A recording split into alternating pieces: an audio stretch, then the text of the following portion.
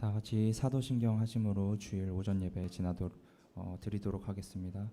전능하사 천지를 만드신 하나님 아버지를 내가 믿사오며 그 외아들 우리 주 예수 그리스도를 믿사오니 이는 성령으로 잉태하사 동정녀 마리에게 나시고 본디오 빌라도에게 고난을 받사 십자가에 못 박혀 죽으시고 장사한 지 사흘 만에 죽은 자 가운데서 다시 살아나시며 하늘에 오르사 전능하신 하나님 우편에 앉아 계시다가 저리로서 산자와 죽은 자를 심판하러 오시리라. 성령을 믿사오며 거룩한 공예와 성도가 서로 교통하는 것과 죄를 사하여 주시는 것과 몸이 다시 사는 것과 영원히 사는 것을 믿사옵나이다. 아멘.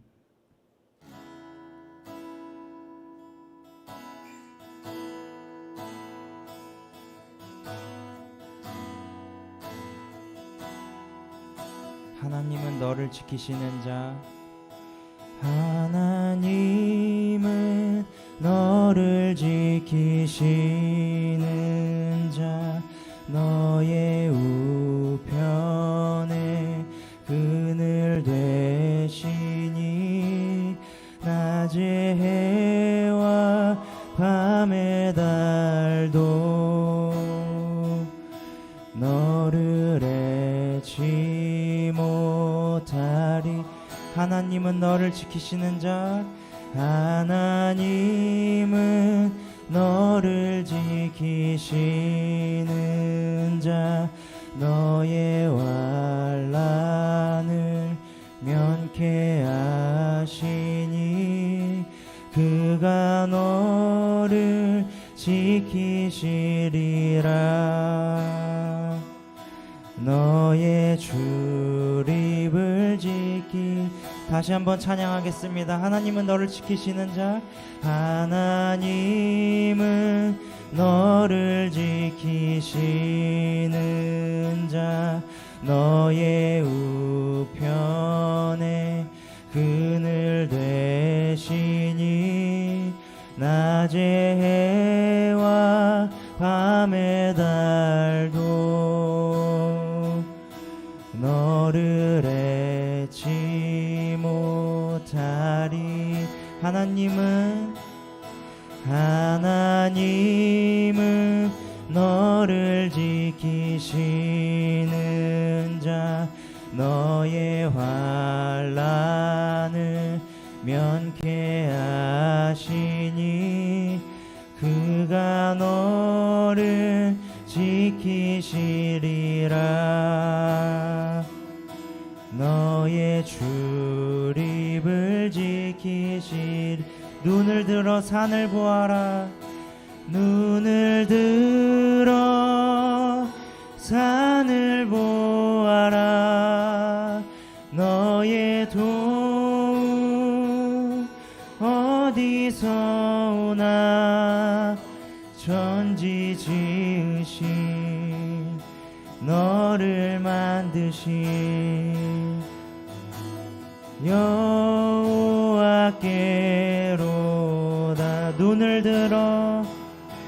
눈을 들어 산을 보아라. 너의 도움 어디서 오나. 천지 지으신 너를 만드신 여호와께로. 하나님은 너를 지키시는 자, 하나님은 너를 지키시는 자, 너의 우편에 그늘 되신 낮의 해와 밤의 달도 너를 해치 못하리. 눈을 들어 산을 보아라. 눈을 들어 산을 보아라. 너의 도움 어디서 오나. 천지 지으신 너를 만드신 여호와께로다.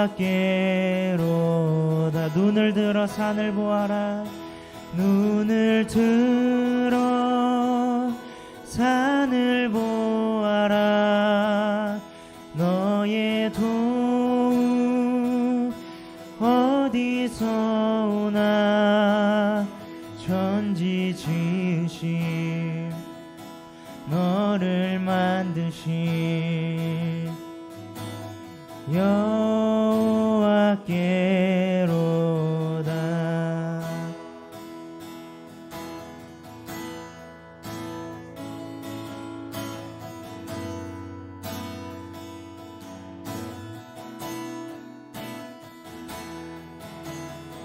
하나님의 사랑을 사모하는 자, 하나님의 사랑을 사모하는 자, 하나님의 평안을 바라보는 자, 너의 모든 것 창조하신 우리 주님이 너를 얼마나 사랑하시는 하나님께 찬양과 하나님께 찬양과 경배하는 자, 하나님의 선하심을 닮아가는 자, 너의 모든 것 창조하신 우리 주님 너를 자녀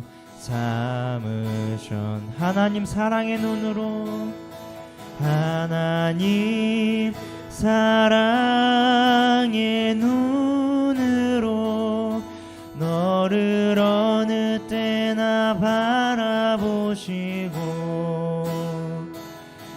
하나님 인자한 귀로서 언제나 너에게 기울이시니, 어두움에 밝은 빛을 비춰주시고 너의 작은 신음에도 응답하시니, 너는 어느 곳에 있든지 주를 향하고 주만 바라볼지. 하나님의 사랑을, 하나님의 사랑을 사모하는 자, 하나님의 평안을 바라보는 자, 너의 모든 것 창조하신 우리 주님이 너를 얼마나 사랑하시는 하나님께 찬양과 하나님께 찬양과 경배하는 자, 하나님의 선하심을 닮아가는 자, 너의 모든 것 창조하신 우리 주님이 너를 자녀 삼으셨네. 하나님 사랑의 눈으로 너를 어느 때나 바라보시고, 하나님 인자한 귀로서 언제나 너에게 기울이시니,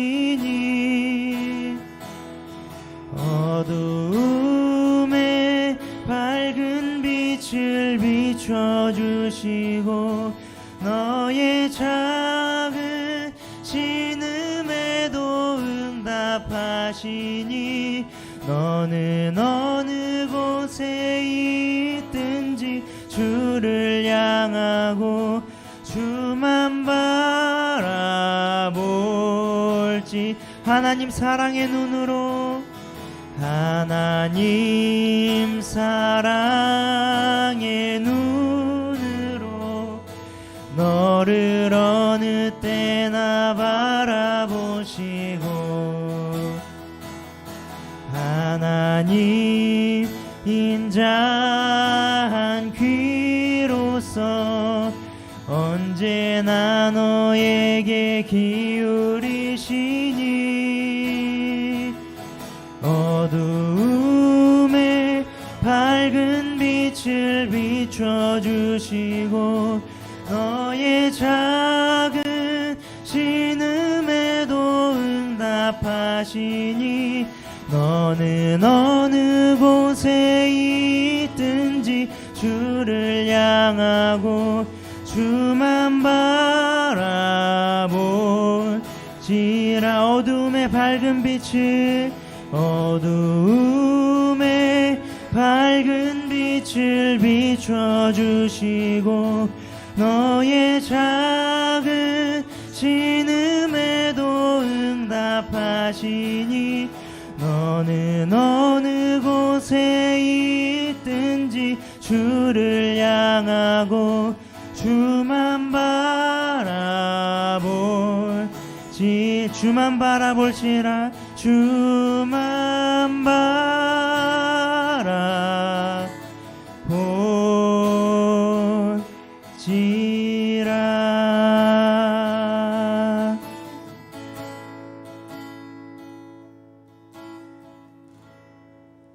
이 시간 송경숙 집사님 나오셔서 우리를 대표해서 기도 인도해 주시겠습니다.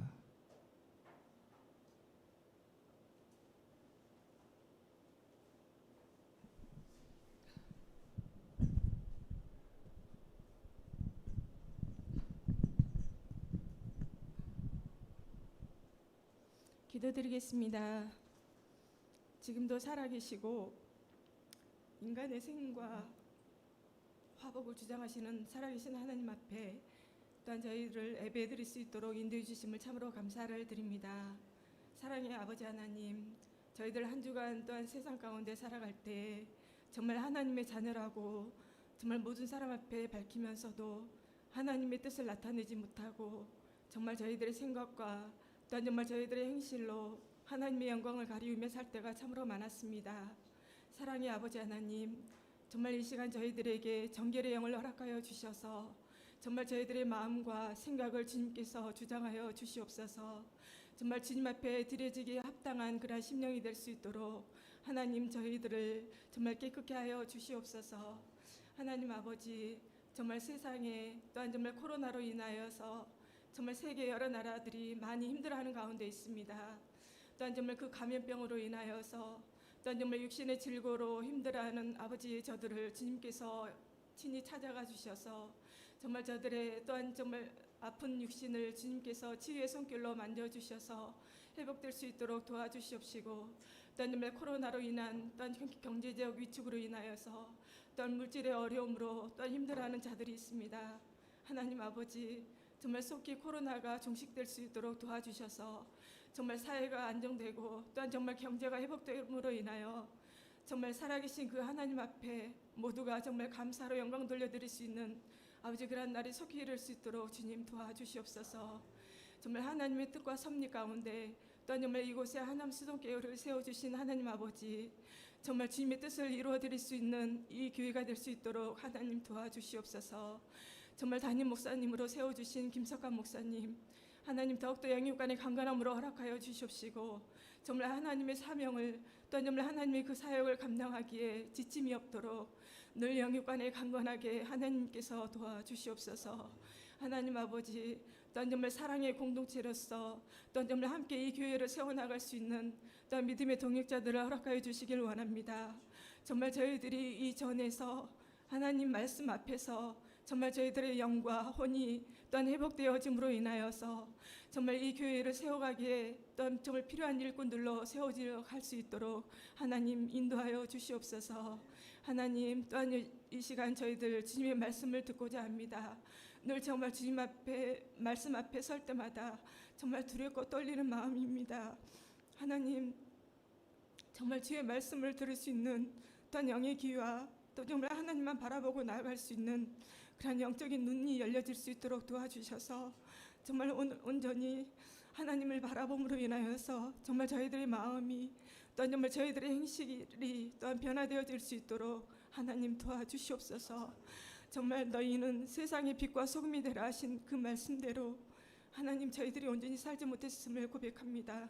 하나님 늘 정말 주님은 빛을 하셨습니다. 정말 주님만 바라보고 나아갈 수 있는 저희들 되게 하시고 또한 정말 이 변질되어져 가는 세상에 정말 소금의 역할을 잘 감당하여서 정말 이 세상을 변화시키기에 합당한 저희들의 모습이 될 수 있도록 도와주셔서 아버지 하나님 정말 저희들의 모습을 보고 많은 세상 사람들이 정말 하나님을 알아갈 수 있도록 하나님 도와주시옵소서. 하나님 또한 정말 이 시간 또한 드려지는 모든 순서를 통하여서 온전히 하나님께만 영광 돌리게 하시고 하나님만 정말 영광 받으실 수 있는 이 시간 되게 하여 주시옵소서.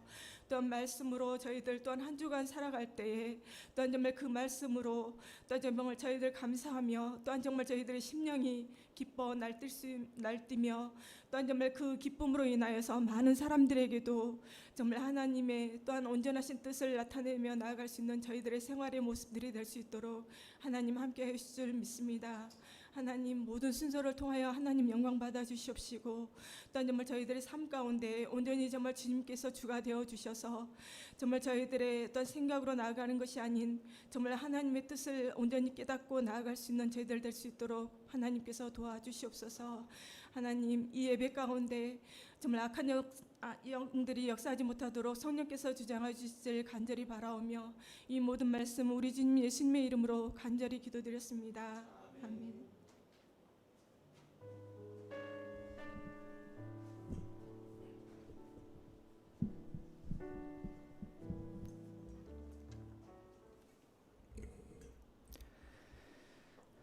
예, 오늘 이렇게 하나님 거룩한 성의를 저에게 허락해 주셔서 여러분 가정에서 또 가족들과 함께 또 영상을 통해서 예배드리고 있는 줄 믿습니다.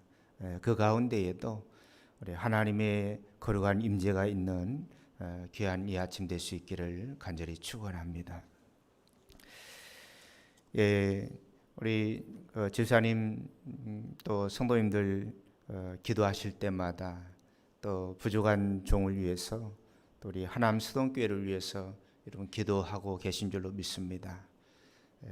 제가 부교육자 생활할 때는 그러지 못했어요, 솔직히.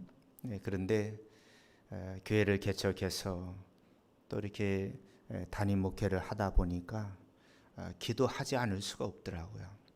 그래서 일주일에 2번 화요일과 목요일에는 제가 개인 기도도 하지만은 특별히 우리 하남 수동교회 성도님들 이름 한 분 한 분 부르면서 하나님 앞에 기도하고 있습니다. 그래서 제가 기도하는 시간이 화요일 저녁 9시 또 목요일 저녁 9시. 그래서 여러분들 함께 기도 제목을 나누고 그 기도 제목 가지고 일일이 중보하는 시간 갖고 있는데 여러분도 계신 곳에서 위에서 함께 중보하고 또 여러분 가지고 계신 기도의 제목 가지고 기도하다 보면은 또 하나님께서 놀라운 은혜로 응답하시는 은혜가 있을 줄로 믿습니다. 특별히 매주 목요일 9시에는 우리가 자주 못 모이잖아요. 코로나19로 인해서 성도님들 얼굴 못 뵐 때가 많은데 영상으로라도 한번 얼굴을 뵙고 또 영상으로라도 함께 기도 제목 나누고 함께 중보하는 시간 가졌으면 좋겠다 해서 줌이라고 하는 어플을 통해서 함께 만나기로 했습니다. 시간 되시는 분들 함께 참여하시면 감사하겠습니다. 이제 하나님의 말씀을 함께 보도록 하겠습니다. 하나님 말씀 신명기 32장 10절로 12절 말씀입니다.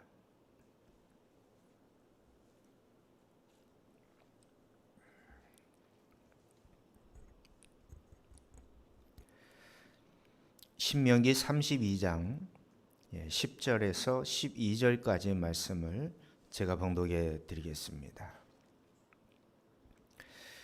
여호와께서 그를 황무지에서 짐승이 부르짖는 광야에서 만나시고 호위하시며 보호하시며 자기의 눈동자 같이 지키셨도다. 마치 독수리가 자기의 보금자리를 어지럽게 하며 자기의 새끼 위에 너풀거리며 그의 날개를 펴서 새끼를 받으며 그의 날개 위에 그것을 엎는 것 같이 여호와께서 홀로 그를 인도하셨고 그와 함께한 다른 신이 없었도다. 아멘. 종종 집에서 즐겨 보는 TV 프로그램이 있는데 그 중에 하나가 정글의 법칙이라고 하는 프로입니다. 예전에는 금요일에 방영을 했어요. 그런데 지금 이제 방영 시간을 옮겨서 토요일에 방영을 하고 있는데요. 김병만 씨를 중심으로 해서 몇 명의 게스트들이 참여를 하는데 사람이 살지 않는 오지 또 정글, 무인도 뭐 이런 데를 찾아가서 그곳에서 몇 날 며칠을 아무것도 없는 상황에서 생존해 가는 그러한 모습을 담아내고 있습니다. 정글의 법칙에서 생존을 위한 가장 필요한 도구를 몇 개 제공을 해줘요. 때로는 불을 피울 수 있는 파이어 스틱, 또 그게 없으면 또 나무로 돌로 해서 불을 지피기도 하고, 또 때로는 사냥을 위한 칼이나 또 이런 도구들을 몇 개 제공을 해주면서 그곳에서 한번 몇 날 며칠 동안 생존해 보라고 하는 것이죠. 여러분, 만약에 오늘 저와 여러분들이 광야를 횡단해야 된다라고 했을 때에 사실 우리나라 환경 속에서는 광야가 없습니다. 사막이라는 환경이 없습니다. 여러분, 그러나 팔레스타인 지역에 가면은 눈에 펼쳐진 모든 곳이 다 광야입니다.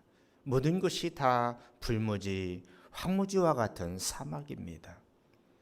만약 저와 여러분이 이 사막 혹은 광야를 횡단해야 된다고 그랬을 때에 저와 여러분 생존을 위해서 딱 한 가지만 가지고 갈 수 있다라고 한다면 여러분은 무엇을 가지고 가시겠습니까? 우리 김영환 성도님은 어떤 걸 가지고 가시겠어요?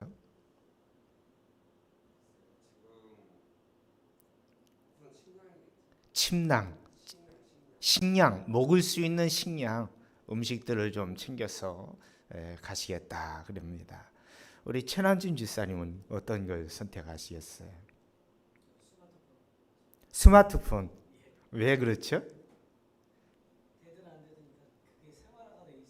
지금 현재로서는 저희 집사람에게 어제 설교를 준비하면서 물었어요. 당신은 광야 사막을 지난다고 그랬을 때에 당신은 무엇을 가지고 가겠습니까? 그랬더니 처음 얘기한 것이 옷이라고 그러더라고요. 옷. 여자들이라 그런가 모르겠습니다.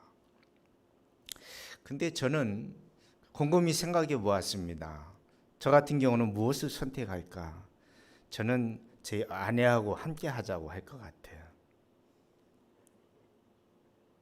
왜냐하면 목마른 것도, 때로는 배고픈 것도, 때로는 추위도 견딜 수 있을 것 같은데 외로움을 견딘다라는 게 쉽지 않을 것 같아요.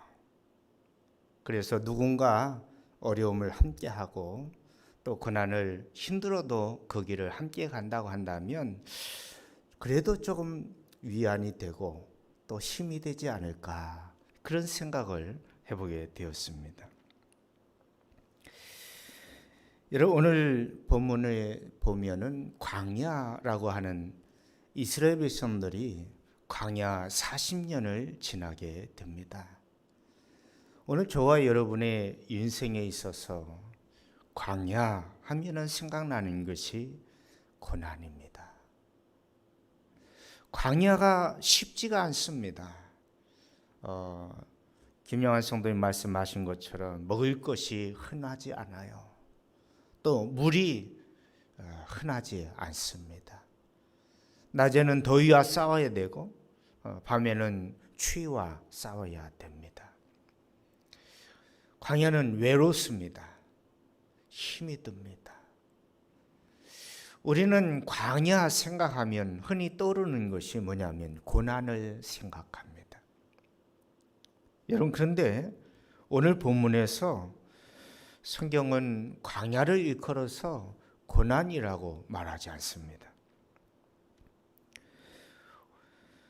광야는 하나님과의 만남이 있는 곳, 하나님의 돌보심이 있는 곳, 마치 하나님께서 독수리 날개를 펴서 자기의 보금자리, 자기의 어린 새끼들을 보호하고 돌보고 그들에게 먹을 것을 가져다 주듯이 하나님께서 이스라엘을 돌보실 때에 마치 독수리가 새끼를 돌보듯 그렇게 하나님께서 돌보시고 인도하셨다라고 오늘 본문은 말씀합니다.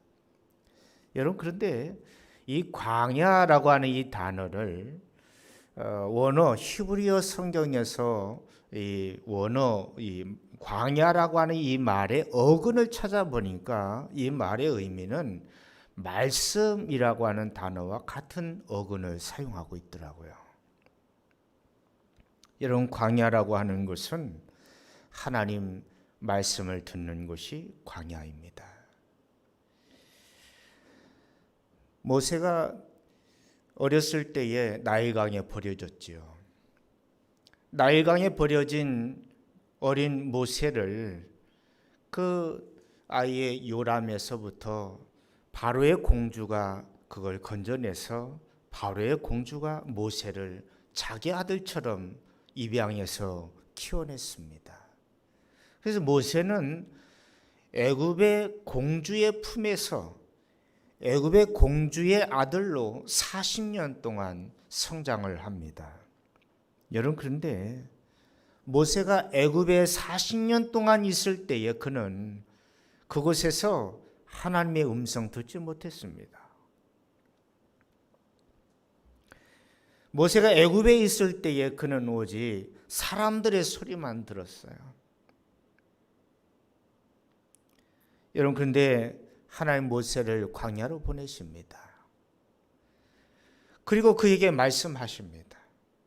여러분, 모세는 광야에서 비로소 하나님을 만나고 모세는 광야에서 비로소 하나님의 음성을 듣습니다. 하나님의 음성을 들을 때에 모세가 비록 광야를 걸어가고 있었지만 그는 외롭지 않아요. 광야는 하나님의 음성 듣는 곳입니다. 한 3주 전이었던 것 같아요. 어느 날 어느 권사님으로부터 저에게 전화가 한 통화 걸려왔습니다. 목사님, 코로나19의 상황에서 기도하고 싶어도 기도할 데가 없어요. 성전 문을 다 닫아놓고 또 예배를 드리고 싶어도 그냥 가정에서 온라인으로 영상으로 예배를 드리게끔 하지 현장에 나오지 말라고 하니까 예배 드릴 데가 없는 거예요. 기도하고 싶어도 기도할 데가 없는 거예요. 그래 권사님 전화가 오셔서 목사님 평일날 조용할 때 사람들 없을 때에 하남수동교회에 가서 기도하고 싶은데 목사님 가도 될까요? 그런 전화였어요. 그 제가 사무실에 혼자 있잖아요. 너무너무 외로웠습니다. 코로나19의 상황에서 주일날 성도들 얼굴도 못 보지요. 평일날 사람들 구경도 못 하겠지요. 얼마나 외로운지. 근데 그 권사님의 전화 한 통이 저에게는 얼마나 큰 위로가 됐는지 모릅니다. 그래서 제가 그랬어요. 권사님 언제든지 오십시오. 그래봐야 저하고 권사님하고 둘인데 권사님 기도하겠다고 오신다는데 만류할 이유가 없잖아요. 그래서 권사님이 이제 목요일 날 교회를 오셨어요. 오셔서 이런저런 권사님 인생에 있어서 3년 전부터 온 어려운 고난, 물질적인 고난, 또 사람들과의 관계 속에서 일어난 여러 가지 어려움들을 상담하고 이야기하는 가운데에 제가 권사님에게 그랬습니다. 권사님, 이곳에서 기도하세요. 기도하고 싶을 때 얼마든지 오세요. 그래서 성전 문을 열어드리고 기도의 처소로 삼으라고 말씀을 드렸어요. 그랬는데 지난주 아마 수요일이었던 목요일이었는 것 같아요. 근데 권사님한테서 저한테 전화가 한 통 걸려왔습니다. 근데 전화하는 목소리가 정말 그 눈물을 쏟으면서 또 울먹이면서 그러면서 전화를 주셨어요. 그 전화의 내용은 그런 내용이었습니다. 목사님, 오늘 제가 기도하는 가운데에 저 하나님 만났습니다. 그동안 인생을 살면서 단 한 번도 그러한 은혜, 그러한 경험들을 해보질 못했는데 목사님이 가르쳐 주신 대로 기도하고 목사님 가르쳐 주신 대로 말씀 묵상하고 그리고 아침에 하나님 앞에 섰는데 하나님께서 우리 권사님을 안아주시더라는 거예요. 권사님이 아이들 남매를 두고 있는데 아이들 어렸을 때 남편이 돌아가셨어요. 그래서 혼자 이제 사업을 하면서 때로 장사를 하면서 어렵고 힘들게 자녀들을 양육하고 키워왔습니다. 그러면서 당신 재혼할 생각도 못하고 아이들 양육하고 아이들 키워내는 데에 온 힘을 다 쏟은 거예요. 그러는 가운데 힘들 줄도 모르고 외로운 줄도 모르고 살아왔는데 하나님께서 권사님을 안아주시면서 하시는 말씀이 내 딸아, 너 얼마나 외로웠니? 그동안 너 얼마나 힘들었니? 내가 너를 도와주마. 하나님께서 권사님을 안아주시면서 내 딸아, 얼마나 외로웠니? 권사님 그동안 외롭다는 생각 한 번도 해본 적이 없는데 근데 그 마음 가장 깊은 곳에서는 그런 외로움에 혼자 울고 혼자 힘들었던 거예요.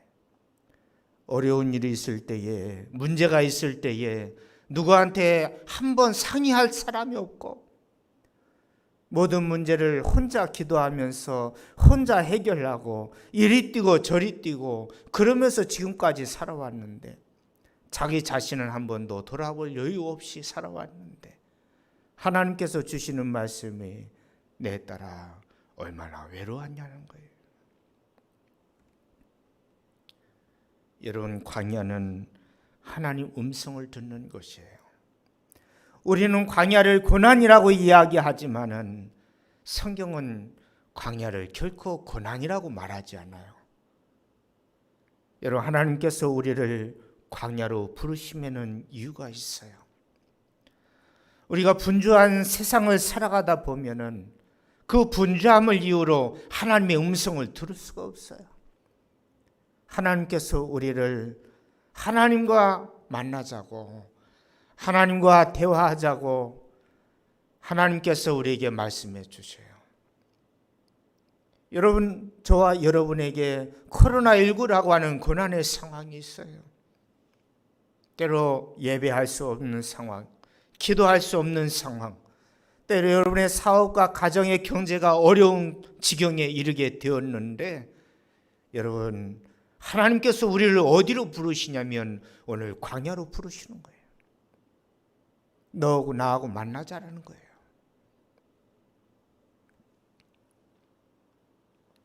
여러분, 광야는 기도하는 것입니다. 모세가 광야 애굽에 있을 때에 모세는 단 한 번도 하나님 앞에 기도하지 않았습니다. 아무것도 부족한 걸 몰랐거든요. 그는 애굽의 바로의 딸, 그 공주의 아들로 자라면서 최고의 학문에서 공부했어요. 배고파 굶주려 본 적이 없습니다. 모든 것이 풍성하고 모든 것이 넉넉한 삶을 살아갑니다. 아쉬운 게 없어요. 한마디 하면 모든 게 다 이루어져요. 여러분, 그런데 광야는 그렇지 않습니다. 모든 것이 부족합니다. 마실 수 있는 물도 부족하고 먹을 수 있는 것도 부족하고 추위를 감쌀 수 있는 옷도 부족하고 모든 것이 부족한 것 투성입니다. 여러분, 이런 상황에서 모세는 기도할 수밖에 없어요. 하나님께서 모세를 광야에서 40년을 지나게 하시는데 모세가 40년 동안 광야에서 배운 것은 기도하는 거예요. 기도하는 거예요. 40년이 지난 뒤에 모세가 바로를 만나기 위해서 애굽으로 내려갑니다. 하나님께서 이스라엘 백성들을 출애굽시키라는 말씀 사명을 가지고 애굽으로 내려갑니다. 그리고 바로를 만나요. 바로가 완강하게 거부하니까 하나님께서 재앙을 내리시는데 10가지 애굽에 내린 재앙으로 애굽을 치셔요. 그때에 바로가 모세에게 뭐라고 말하는지 알아요? 하나님 앞에 나를 위해서 기도 좀 해달라.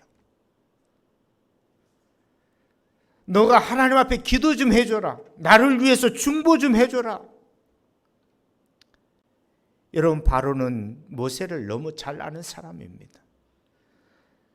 애굽에 있을 때 모세는 기도하는 사람이 아니었어요.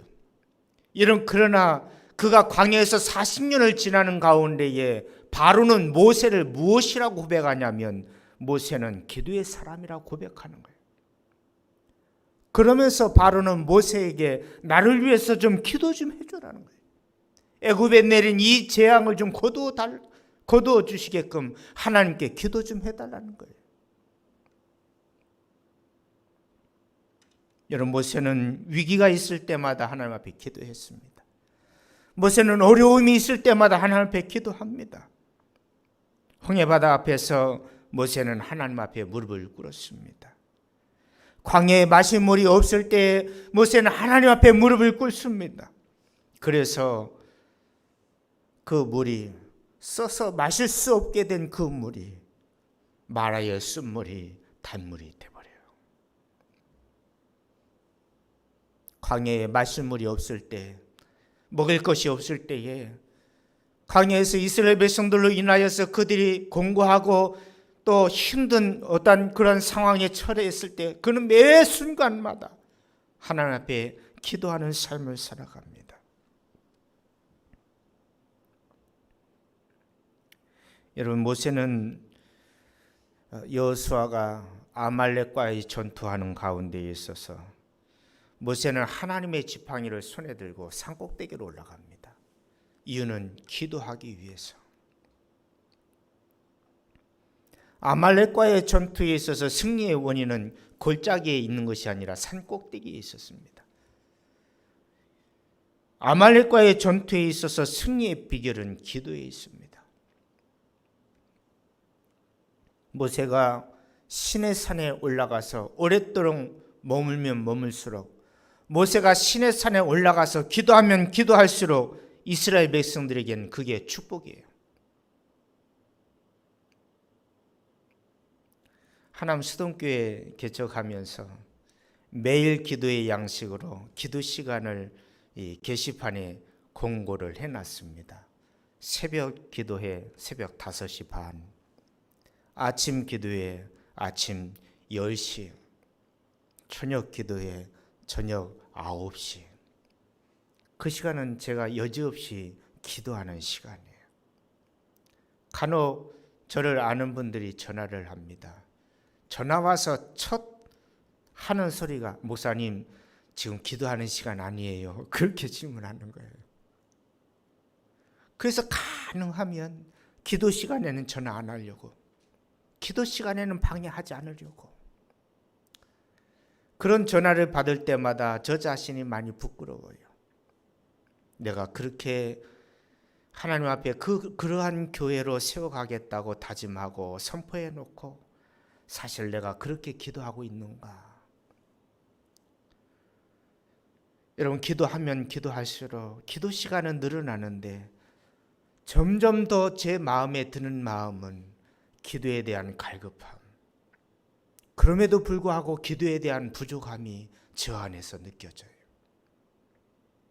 여러분, 기도해 보세요. 기도하면 기도할수록 기도 시간이 늘어나고요. 기도하면 기도할수록 그것도 부족해서 또 기도의 자리 가고 싶어요. 여러분, 기도하는 사람은 초조해하지 않아요. 기도하는 사람은 불안해하지 않습니다. 기도하는 사람은 기다릴 줄 알아요. 기다릴 줄 알아요.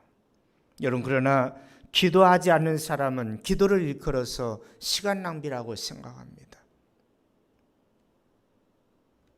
이스라엘 백성들은 모세를 기다리질 못합니다. 모세는 산꼭대기에 올라가서 하나님 앞에 기도하고 있는데 이스라엘 백성들은 기도하지 않아요.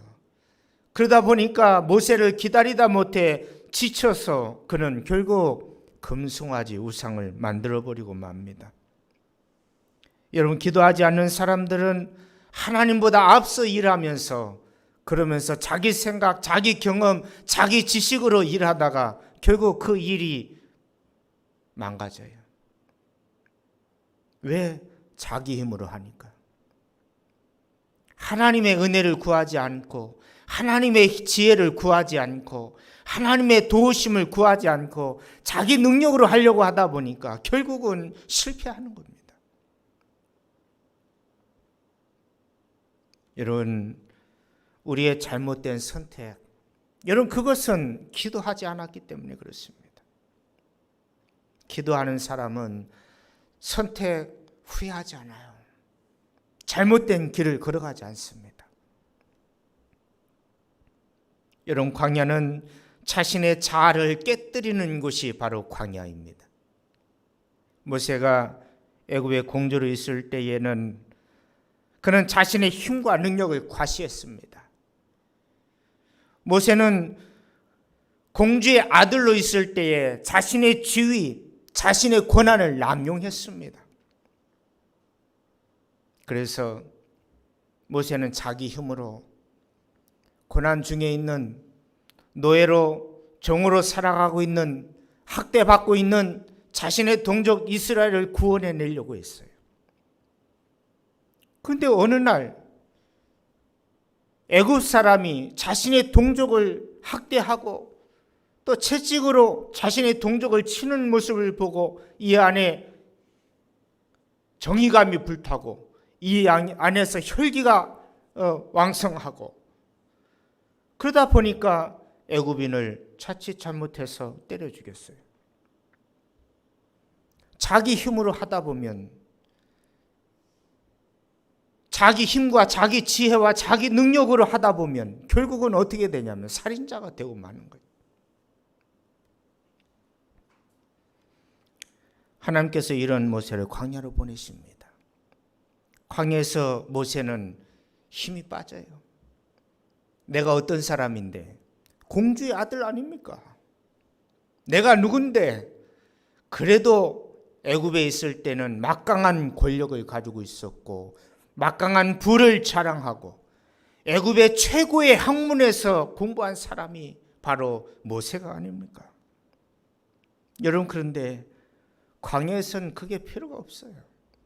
애굽의 공주의 아들이라고 하는 게 뭐 필요가 있습니까?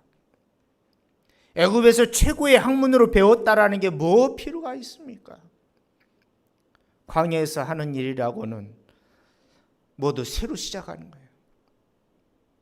장인 이두르의 양떼를 치는 거예요. 이건 한 번도 해보지 않았거든요.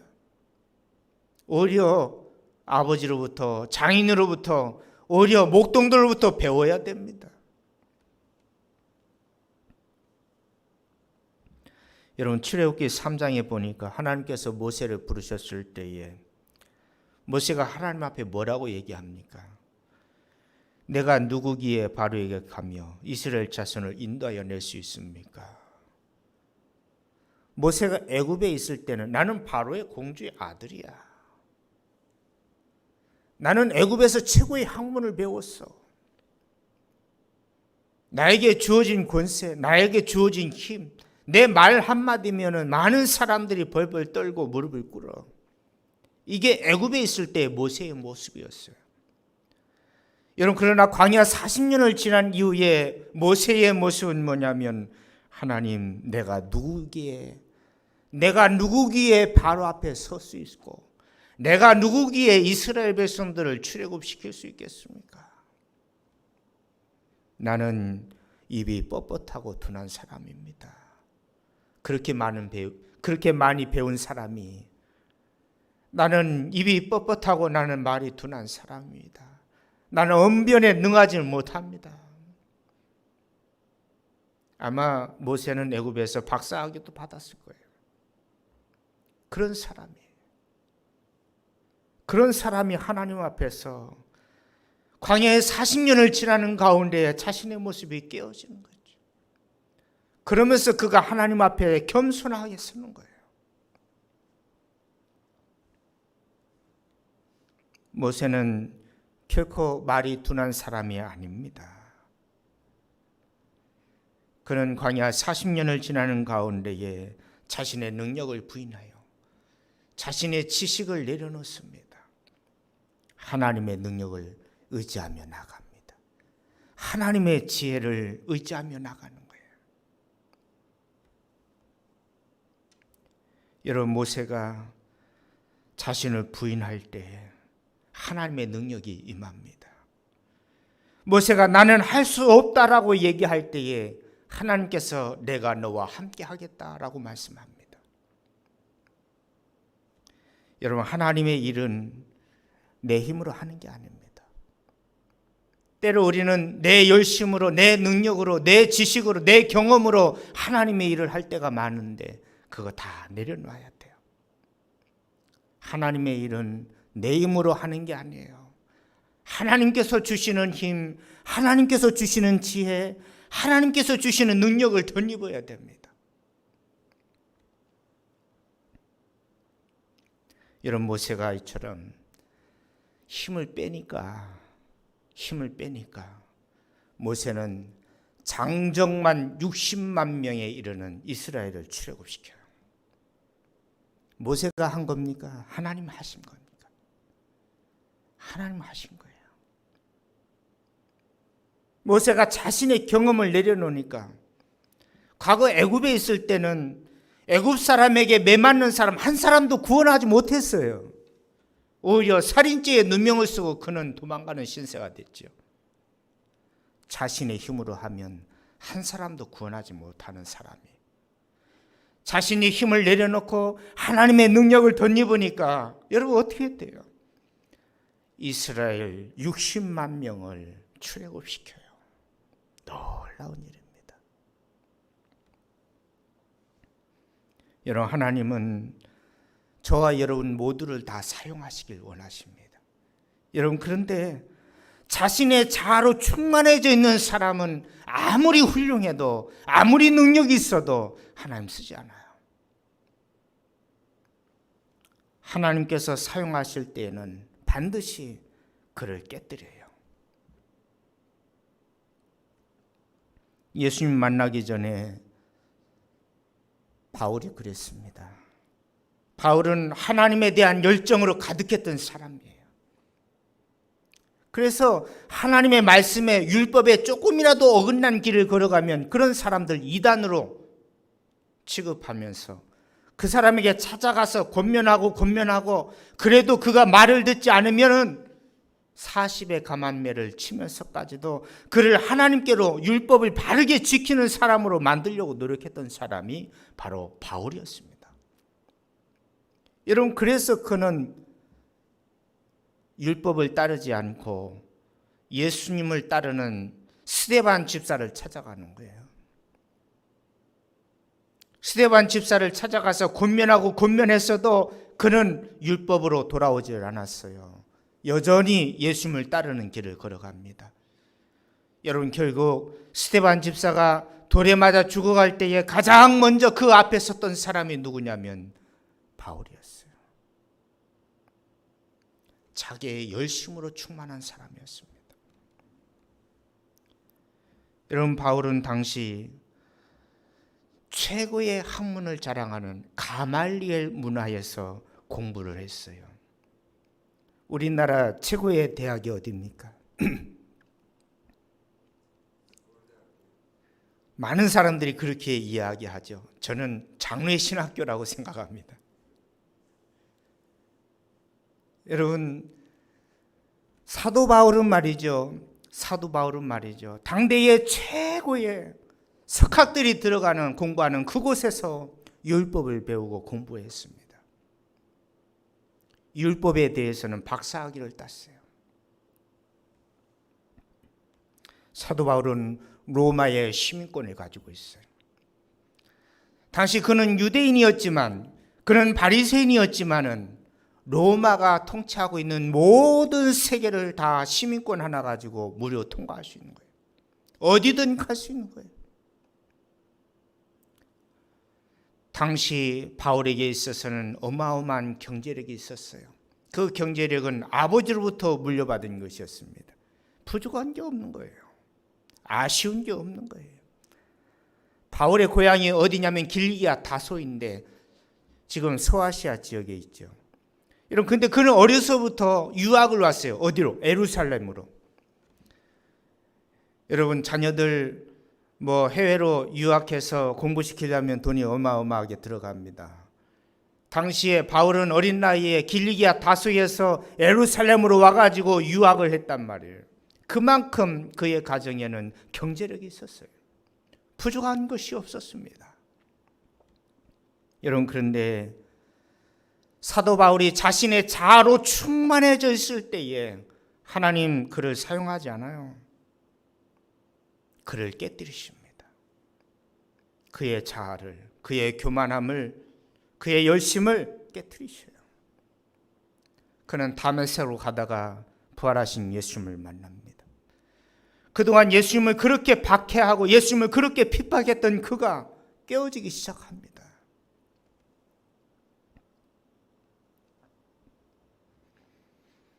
그런 그가 예수님을 만난 이후에 내가 자랑할 것 오직 한 가지. 내가 많이 배운 것, 많이 가진 것, 나의 출신, 내가 로마의 시민권을 가진 사람이다. 내가 자랑할 것 그런 거 아니라. 내가 자랑할 것은 오직 한 가지. 예수님 십자가 외에 내게 자랑할 것이 없다. 여러분, 바울이 깨어지고 나니까, 바울이 하나님 만나고 나니까, 바울이 예수님 만나고 나니까 자신의 자아가 깨어집니다. 사랑하는 성도 여러분, 하나님께서 우리를 광야로 보내시는 이유가 있어요. 깨뜨리기 위함입니다. 깨뜨리기 위함. 내 힘을 내려놓으라는 겁니다. 내가 의지했던 내 지식, 내 능력 내려놓으라는 거예요. 하나님 바라봐라. 여러분, 광야에서 우리가 할 수 있는 게 뭐 있어요? 내 힘으로 할 수 있는 게 뭐 있습니까?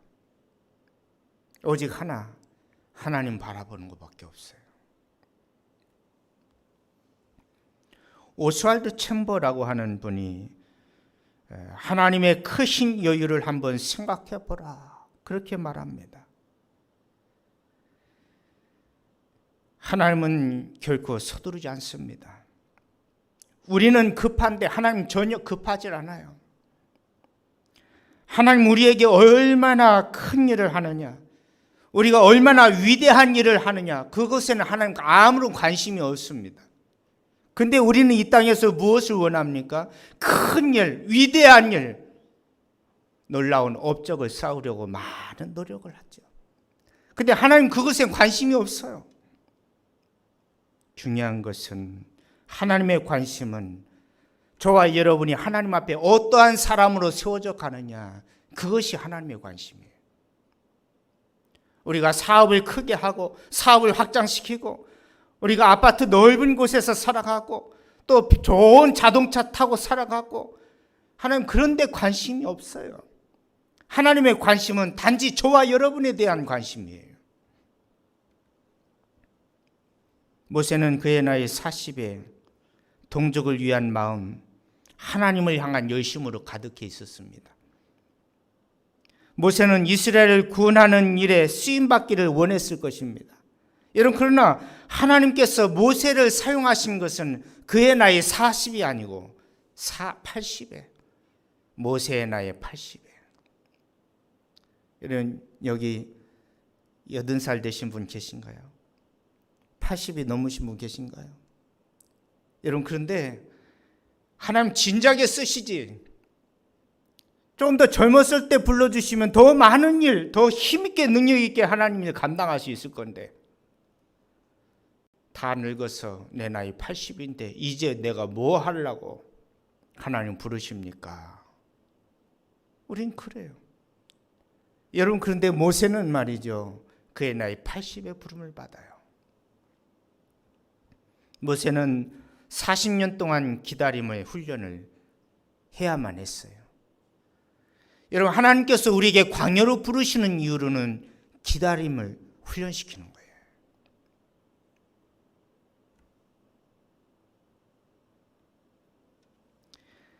여러분, 기다린다는 거 쉽지 않더라고요. 저도 지금 코로나19 상황에서 기다림의 훈련을 하고 있는 것 같습니다. 광야 한복판에서 하나님이 일하시기를 기다리는 거죠. 하나님의 때를 기다리는 거죠. 여러분, 본래 모세는 온유한 사람이 아니었어요. 40년 전만 해도 그는 혈기를 참아내지 못해서 애굽 사람을 돌로 쳐 죽인 사람이 모세였습니다. 근데 40년이라고 하는 광야의 기다림의 훈련을 통해서 모세는 자신을 향해서 원망하고 불평하는 사람들, 이스라엘 백성들을 온유함으로 품어내요. 놀라운 것입니다. 40년 전에 이 모세의 성품이 전혀 그러지 않았거든요. 얼마나 그 안에 열정이 가득하고 혈기가 가득했는지 불의를 보면 참아내지 못하는 사람이 바로 모세였습니다. 여러분, 그러나 40년의 기다림의 시간을 통해서 그는 인내하는 거예요. 그는 기다리는 거예요. 누구까지 기다릴 줄 아냐면 이스라엘 백성들까지 기다리고 참아내는 거예요. 끊임없이 모세를 향해서 원망하고 불평하고, 네가 우리를 애굽에서 그냥 놔두면 우리가 편하게 살 건데 왜 우리를 애굽에서 끌어내서 여기서 굶어 죽게 하느냐, 이렇게 고난의 길을 걸어가게 하느냐, 마실 물이 없어서 지금 다 죽어갈 판인데 왜 고생을 자처하게 만들었느냐, 온갖 원망과 불평을 모세에게 쏟아낼 때에 모세는 그 마음에 상처받지 않아요.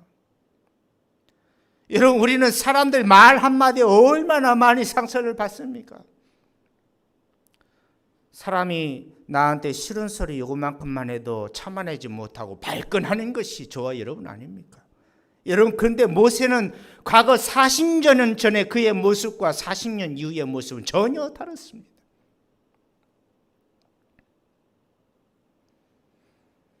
모세가 미디안 여인을 아내로 취했어요. 그것을 보고 모세의 누이 동생과 모세의 형 아론이 그를 향해서 비난을 합니다.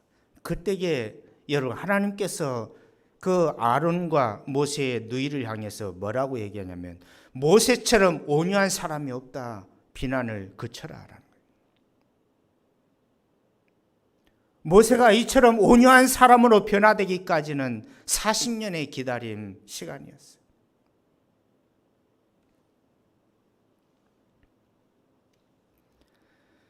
때로 우리는 하나님보다 우리의 생각이 앞설 때가 많이 있습니다. 그래서 우리는 하나님 기다리지 못해요.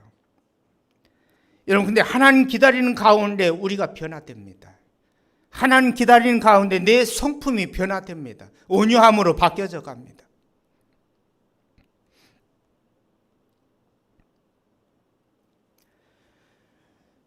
오스왈드 샌더스가 지은 모래 위의 발자국이라고 하는 시가 있습니다. 어느 날 밤 어떤 사람이 꿈을 꾸었다고 합니다.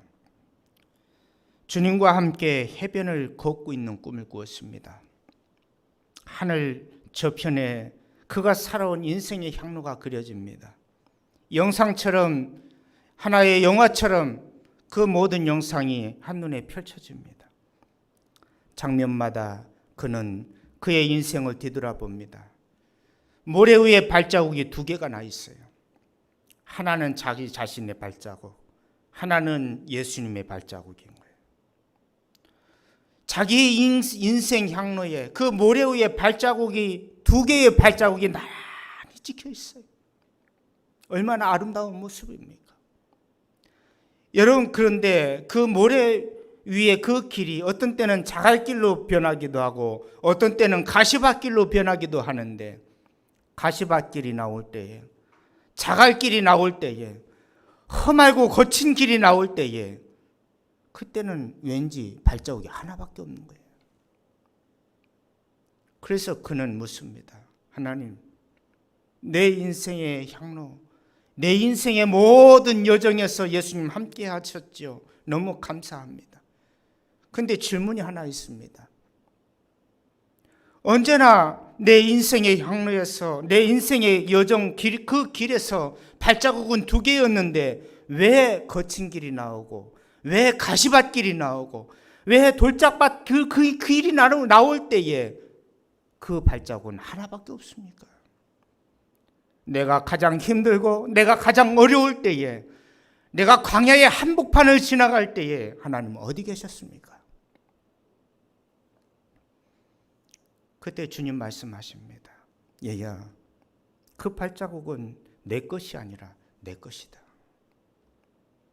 너가 힘들고 어려운 그 광야, 가시밭길 걸어갈 때에 내가 너를 업고 그 길을 걸어놓으라. 사랑하는 성도 여러분, 다니엘 3친구가 풀무불에 들어갑니다. 근데 그 풀무불에 3명이 아니고 4명이 있어요. 인자 같은 이가, 하나님의 아들이 고난 속에 풀무불에 던져진 다니엘의 3친구를 보호하시는데 머리털 하나, 털끝 하나 상함이 없어요. 하나님께서 그의 피부색 하나 걸리지 않게 하십니다. 사랑하는 성도 여러분, 오늘 저와 여러분이 고난의 풀무에 던져졌을 때에 하나님께서 우리가 당하고 있는 이 고난의 현장에 하나님께서 직접 뛰어 들어오셔서 오늘 저와 여러분과 함께 하시는 줄 믿습니다. 다니엘 3친구와 함께 하셨던 하나님께서 저와 여러분을 함께 하시고, 저와 여러분의 인생의 고난에 가시밭길을 걸어갈 때에 하나님께서 저와 여러분을 업어서 날라주시고 독수리 날개로 자신의 새끼들을 보호하듯 하나님께서 머리털 하나, 눈동자 하나 상함없이 하나님께서 인도하시고 보호하신 은혜가 있는 줄로 믿습니다. 광야의 길을 걸어가는 저와 여러분, 코로나19로 인하여 참으로 어려운 시기를 살아가는 성도 여러분, 하나님 바라보십시다. 기도하겠습니다. 사랑과 은혜가 충만하신 거룩하신 아버지 하나님, 은혜와 사랑을 감사합니다. 오늘 주신 귀한 말씀을 통해서 광야를 지나는 가운데에 하나님 음성 듣게 하시고, 광야를 지나는 가운데에 하나님 바라보고 기도하게 하시고, 광야를 지나는 가운데에 하나님의 때를 기다릴 수 있는 죄들 되게 하여 주시옵소서. 감사하며 거룩하신 예수님의 이름으로 축복하며 기도하옵나이다. 아멘. 이 시간 특송하는 시간 좀 가지려고 합니다. 그동안 오늘 주신 말씀, 이 설교는 정말 한 달을 넘게 기도하면서 준비해 왔고, 또 고난과 광야를 살아가는 권사님 전화를 받고 어찌 보면 권사님과 함께 오늘 이 설교 한 편을 만들었다라는 생각도 해봅니다. 오늘 우리 이 설교를 준비하면서 제가 사모님에게 요청을 했어요. 사모님, 특성을 좀 한번 했으면 좋겠습니다. 사모님이 잘하진 못하는데 어렸을 때의 꿈이 복음성가 가수가 되는 게 꿈이었답니다. 오늘 데뷔 무대입니다. 광야를 지나며 찬양하겠습니다.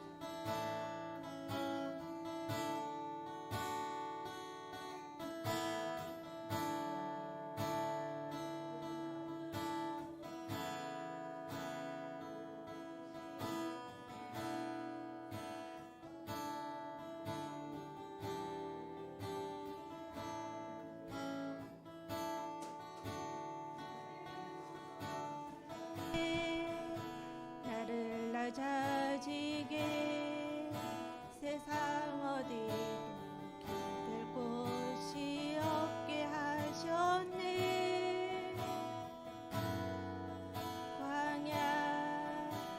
광야에 서 있네.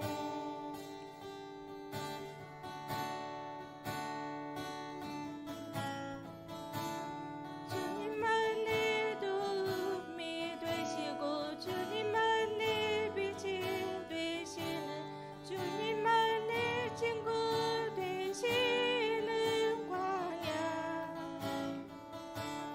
주님 손 놓고는 단 하루도 살 수 없는 곳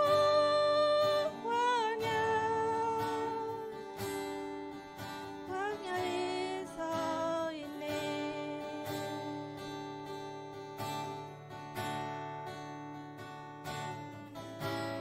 나를 깊은 어둠 속에 홀로 두시는지 어두운 밤이 왜 그리 길었는지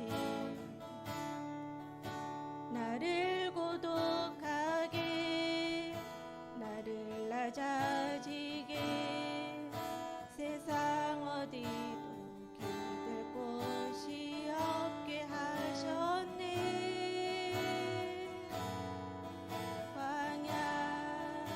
광야에 서 있네.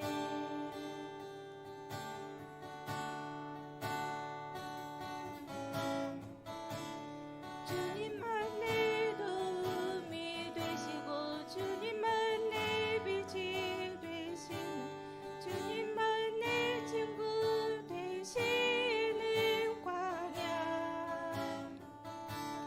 주님 손 놓고는 단 하루도 살 수 없는 곳 광야.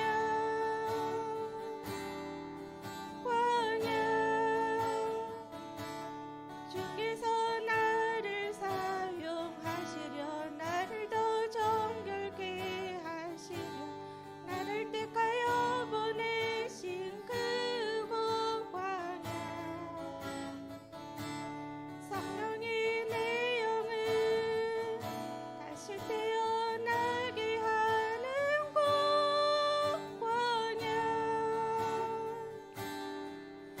광야에 서 있네.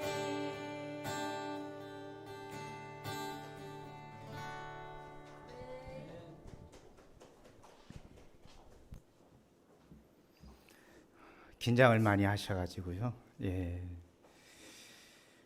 감사합니다. 또 이렇게 또 하남 수동교회가 또 이렇게 세워져 가는 것 아닌가 싶은 생각이 듭니다. 여러분, 광야를 지날 때에 우리 하나님께서 저와 여러분과 함께 하십니다. 하나님 바라보시고 또 넉넉히 승리하는 저와 여러분 됐으면 좋겠습니다. 기도하겠습니다. 사랑과 은혜가 충만하신 거룩하신 아버지 하나님, 은혜와 사랑을 감사합니다. 인생에 정말로 내 힘으로 어찌할 수 없는 그러한 상황, 고난의 풀무를 지나고 있습니다. 광야 같은 인생을 살아갑니다. 하나님 도와주십시오.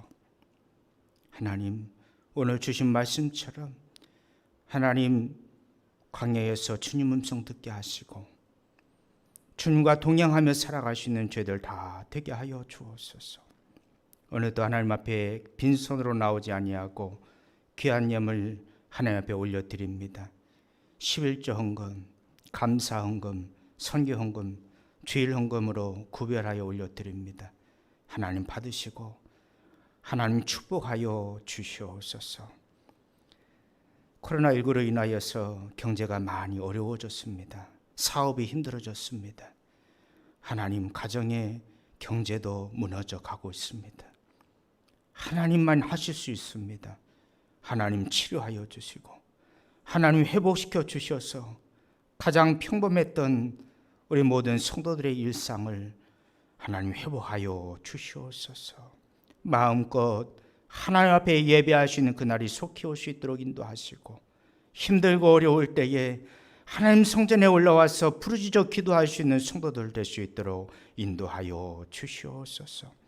저들 가정을 축복하시고 하나님 주신 직장과 사업을 축복하여 주시고 물질에 마름 없게 하여 주시며 물질로 인하여 한숨 짓고 물질로 인하여 시험 당하는 일 없도록 하나님께서 넉넉함으로 채우시고 광야에서 만나와 메추라기를 먹여주시고 반석에서 물을 내신 하나님의 놀라운 은혜를 하나님의 기적을 경험하며 나갈 수 있는 죄들 되게 하여 주옵소서.